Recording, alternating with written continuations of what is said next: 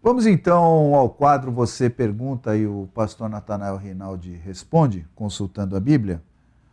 Primeira pergunta que nos chega hoje é a respeito de Mateus 24:30. Aqui há uma pessoa que não quer se identificar, é uma mulher. Ela pergunta ao Senhor se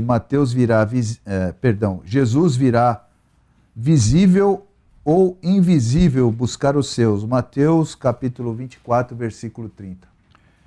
Eu quero dizer ao nosso consulente que o texto citado não é próprio, porque esse texto, em Mateus 24:30, diz a respeito de outro acontecimento que já se deu efetivamente. Então o texto quero ler para os nossos ouvintes, quando Jesus faz a seguinte colocação. Então aparecerá o sinal no céu do Filho do Homem, todas as tribos da terra se lamentarão e verão o Filho do Homem vindo sobre as nuvens do céu com poder e grande glória. Eu havia me confundido com Mateus 24 a respeito de Jesus dizer rogai para que a vossa fuga não aconteça no inverno, nem no sábado. Estava se referindo então à destruição da cidade de Jerusalém, cercada pelas forças romanas. Mas na verdade aqui tem conotação com o texto citado por Jesus, que diz respeito à sua vinda. Agora eu quero dizer para a nossa irmã que a vinda de Cristo, ela se efetiva em duas partes. Primeiro, Jesus virá e não descerá à terra. Ele ficará nos ares e mandará os anjos para recolher a sua igreja dentro do evento que nós chamamos o arrebatamento. E o arrebatamento está mencionado aqui em 1 Tessalonicenses, capítulo 4, quando o escritor, o apóstolo Paulo, expõe como vai se dar esse arrebatamento da igreja. Diz o texto assim, então, não quero, porém, irmãos, que sejais ignorantes acerca dos que já dormem. Estou lendo em 1 Tessalonicenses 4:13 em diante. Para que não vos entristeçais como os demais que não têm esperança, porque se cremos que Jesus morreu e ressuscitou, assim também aos que em Jesus dorme, Deus os tornará a trazer com ele. Essa parte aqui se refere aos cristãos que já estão no céu e que virão acompanhados seus espíritos para se juntar aos seus corpos e se dar o que nós chamamos a primeira ressurreição. Então diz o texto em seguida, porque se cremos que Jesus morreu e ressuscitou, assim também aos que em Jesus dormem, Deus os tornará a trazer com ele. Dizemos-vos, pois, isto pela palavra do Senhor, que nós, os que ficarmos vivos para a vinda do Senhor, não precederemos os que dormem, porque o mesmo Senhor descerá do céu com alarido, com voz de arcanjo, com trombeta de Deus, e os que morrerem em Cristo ressuscitarão primeiro. Depois nós, os que ficarmos vivos, seremos arrebatados, juntamente com eles nas nuvens, a encontrar o Senhor nos ares. E assim estaremos para sempre com o Senhor. Então vamos encontrar o Senhor Jesus nos ares. Ele não virá para pisar nesta terra. Mas na segunda vez que ele voltar com a igreja, conforme 19 do livro do Apocalipse, como Rei dos Reis, Senhor dos Senhores, quando todo o olho verá, até os que o traspassaram, a sua vinda será então de modo observável por todas as criaturas que estiverem no mundo. Verão o Filho do Homem descer do céu. Agora é subir. A igreja arrebatada encontra Jesus nos ares, não visível aos olhos humanos, e estará com Cristo para as bodas do Cordeiro, findas as quais, então se dará a segunda parte da vinda de Cristo, quando ele reinará por 1000 anos aqui na terra, conforme repetimos Apocalipse 19, todo o capítulo. Então esta é a nossa posição a respeito de essa ocasião que estamos aguardando, o arrebatamento da igreja.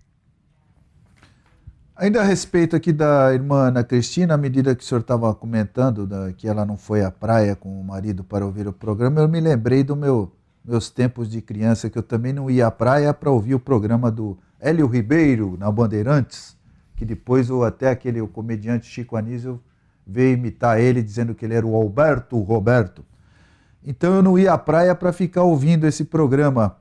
Mas a irmã aqui, para a glória de Deus, faz muito melhor do que eu. Ela não vai à praia para ouvir o Consultando a Bíblia. Deus abençoe, então, mais uma vez, irmã Ana Cristina. O André, da Igreja Brasil para Cristo, pergunta ao senhor: a igreja que não guarda o sábado não é de Deus?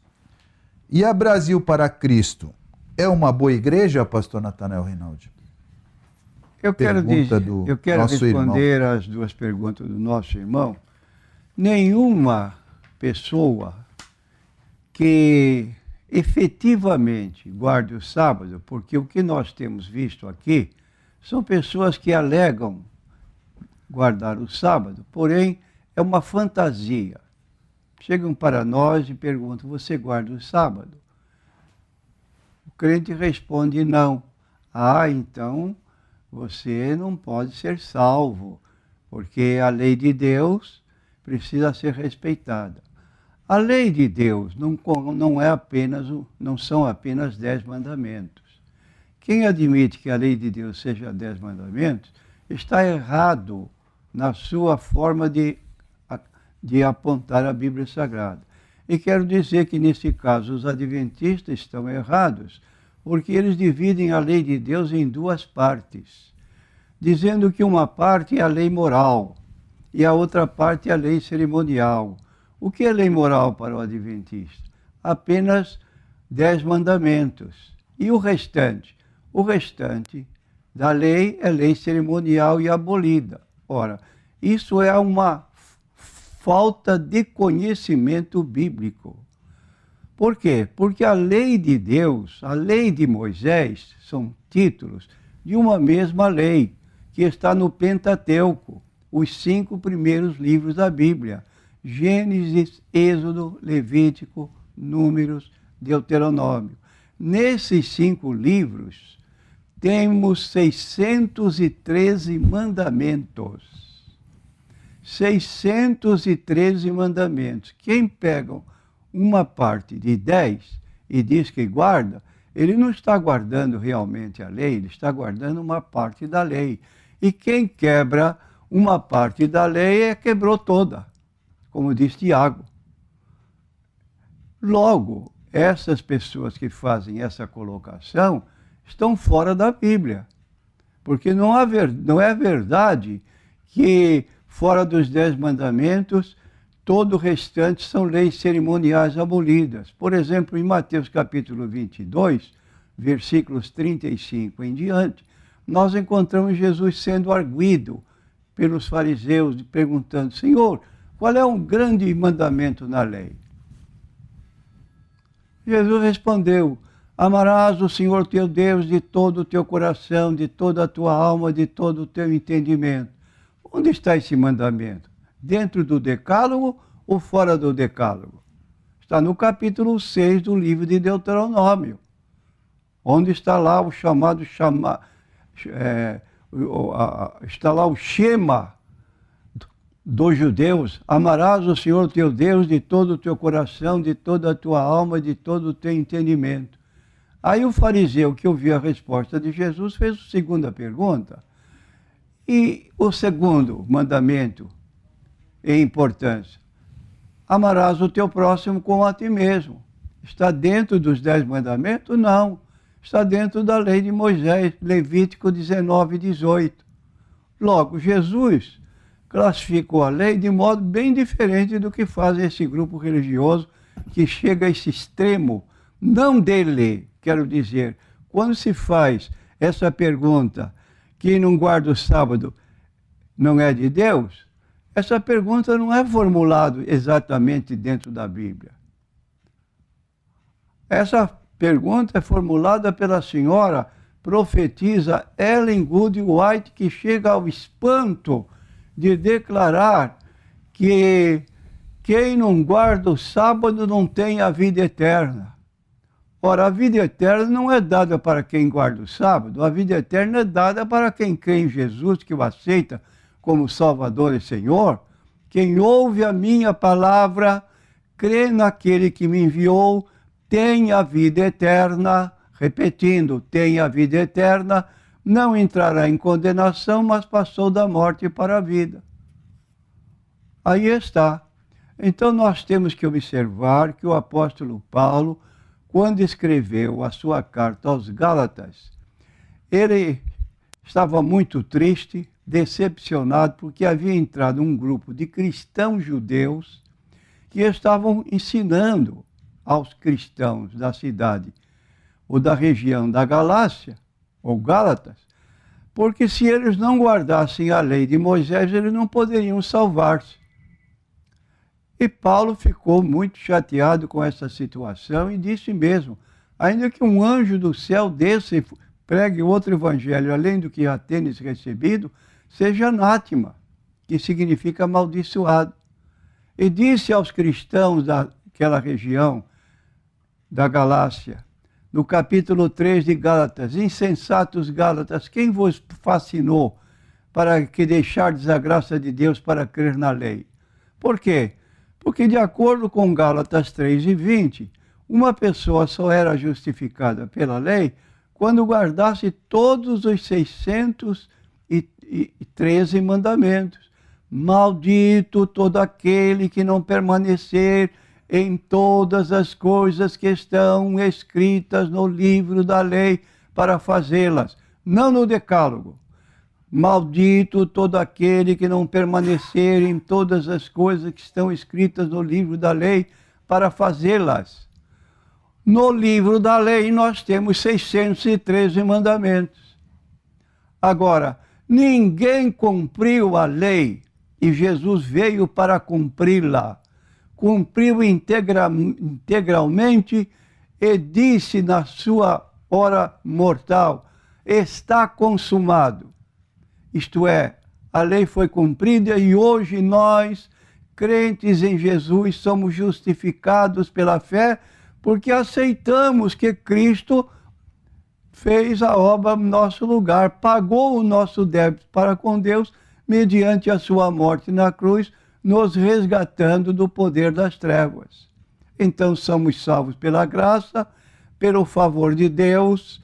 Se quisermos guardar a lei, fica a nosso critério, porém, até hoje ninguém guardou. E quando então alguém persiste em querer guardar o sábado, Paulo declara em Gálatas 4, 9 e 10, receio de vós que não haja trabalhado em vão para convosco. Guardais dias, sábados semanais, meses, luas novas mensais e festas anuais. Temo que não perdi meu tempo. Receio que não haja trabalhado em vão para convosco. Então aí está a situação para o nosso consulente. Essa colocação de igreja que não guarda sábado não é de Deus, essa é uma invenção adventista. Não é invenção bíblica, porque estão sendo ensinados não pela Bíblia, mas pelos escritos de Ellen White. E qualquer que acrescenta livros à autoridade da Bíblia está invalidando a própria Bíblia. Apocalipse 22, versículo 18. Não podemos acrescentar, não podemos tirar, acrescentar livros com autoridade igual à Bíblia Sagrada. E aí está ocorrendo esse problema. Ele continua aí, parece que tem mais uma pergunta, não? A Igreja Brasil para Cristo é uma igreja boa para ser membro dela. Equilibrada, pentecostal, nada a opor.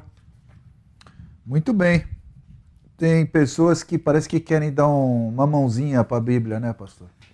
Dar uma mãozinha para o apóstolo Paulo, dar uma mãozinha para os profetas inspirados, os apóstolos inspirados pelo Espírito Santo. Parece que eles querem dar uma mãozinha, né? Eu quero conversar com esse moço, se ele realmente quiser esclarecimentos mais profundos, é só nos procurar aqui na Igreja Evangélica da Paz, que estaremos aqui à disposição para conversar. Só marque telefone antes para marcar, então, esse estudo que podemos fazer. Muito bem. E essa senhora Ellen Goodwhite parece que ela quer ir além do que está escrito também. O Ronaldo, da Deus é Amor, pergunta se é pecado o crente assistir filme pornográfico, pastor Natanael Rinaldi. Ora, eu fico triste só em ouvir essa pergunta. Porque um cristão nascido de novo, ele não pode ter um desejo que é contrário à palavra de Deus. Ele tem que ser coerente com a forma da sua convicção religiosa.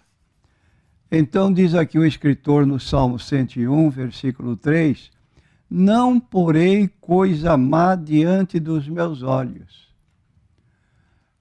A pessoa, principalmente um jovem que assiste filmes pornográficos, ele está sendo incentivado à prostituição. E a Bíblia condena a prostituição, perguntando, não sabeis que o vosso corpo é o templo do Espírito Santo? Então, com o seu corpo, que é o templo do Espírito Santo, vai se unir a uma prostituta para fazer-se um corpo com ela? E na televisão, em filmes pornográficos, é isso que nós vemos, liberalidade sexual. Agora vai passar de novo aí o BBBB, e de novo situações às escâncaras, abertas para o pecado, e tem pessoas que perdem tempo diante de uma exposição dessa. Então, é preciso cuidado, porque não podemos dar vazão à nossa carne.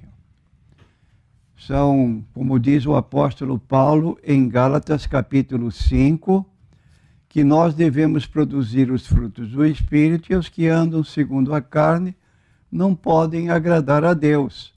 Diz o texto que, então, devemos ter cuidado nesse particular.